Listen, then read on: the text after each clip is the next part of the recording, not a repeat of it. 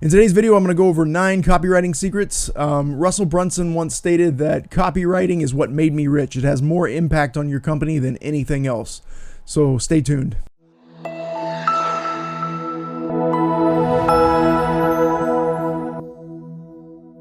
So before we get started, I want to tell you about an exclusive group of entrepreneurs that I'm a part of. Go and check the link in the description below. You definitely want to check that out. All right, so tip number 1, use Reddit or Facebook groups or something like that to kind of look at what your competitors are using for terminology, the angle they're taking, and how they're kind of pitching their services. That way you can kind of get a good idea of how you can model that and test out what's working. Second tip is use short sentences. Using short sentences makes your content easier to digest. So definitely stick to that for the most part. Sometimes you need a longer sentence to make something, understood, but try to stick to short, concise sentences so people understand it better. Next, write great headlines. And for this, you really have to think about, like, when someone goes out onto, whether it's Google or they're on a YouTube video and they do a search, they're looking at the thumbnail on a YouTube video, they're looking at the title, and they're looking at the caption inside the thumbnail, right? So these things are what sells. You're selling the rest of the video right from that point. So the headline is crucial, and especially on a blog post when you're competing with people on Google. You have the meta description and you have the title, and the title is what people mostly look at, and that's it. They make a decision whether they're going to click on you or not. And your headline can make or break your entire strategy. So definitely pay attention to that. Which brings me to my next point. Use Headline Analyzer. Headline Analyzer is a tool from CoSchedule. It allows you to put in your headline, and it will give you a rating based off of the words you use, based off of the type of headline it is. They have about 4 different types: how to, why, list type, and yeah. So you can kind of like go through and get a score on your headline, and that way that your headline is more effective. All right, so let's take a look at Headline Studio. You can use this to really juice up your effectiveness of your headlines. So I put in how to make money hand over fist into this headline tool, and it came back with a score of 63, okay, which is not that great. But let's take a look at how this works. So you have common words, uncommon words, emotional words, and power words, okay? And so it basically looks at your words, and they have identified certain words that have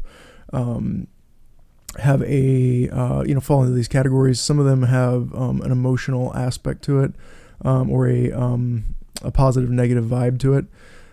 So it also looks at your word count, your character count, what the reading grade level is. So you want it to be easy. And then there's a few different types. So a how-to headline. There's also like a number, like putting a number in front of 7 ways to, blah, blah, blah. So tip number 5 is to use FOMO, which means fear of missing out. So if you can at all, incorporate that into your copy, then I would definitely do that. People don't want to miss out on things. They don't want to be left in the dark. By using the fear of missing out, you can actually get people to click on things when they may not otherwise. And it's not really deceptive. It's just a matter of like framing, the potential that they could miss out on something. So it's really just making them aware of that and letting, their own natural thought process do the rest. So tip number 6, write good leads. Now, lead is like the beginning of your copy. So, there's a saying that goes, the purpose of the first sentence is to get them to read the second sentence. So, and you should kind of think about that through your copy, because, people get bored pretty quickly, especially these days. So if it's written copy, especially, you want to keep it interesting, break things up with images and all that. But keeping things, writing a good lead, a good why, a good, reason to read the rest of your article is quite important. Tip number 7 is to use A.I.D.A, which is attention, interest, desire, and action. So first step, get their attention, then, create interest. This way you create the desire for the action that you want them to take. All right, tip number 8, pitch benefits, not features. So you want to tie the feature into something that they want for themselves. Why would they use it? Not just what does it do, but why does that help them?